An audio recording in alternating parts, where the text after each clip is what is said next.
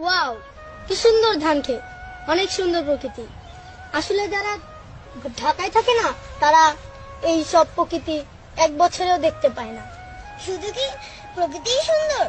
আমি কি বলেছি শুধু প্রকৃতি সুন্দর? তুমিও তো সুন্দর। আচ্ছা, তোমার বাবা যদি জিজ্ঞেস করে আমি কে, তাহলে তুমি কি বলবে? বলবো ঢাকা থেকে আমার বান্ধবীর বড় ভাই এসেছে। শুধু কি বান্ধবীর বড় ভাই, আর কিছু না? তাহলে কি বলবো জনাব, বাবা তোমার জামাই এসেছে? বললে ক্ষতি কি? রাজ ভাইয়া, বেশি বেশি হয়ে যাচ্ছে না? আচ্ছা ঠিক আছে, বাড়ি চলো।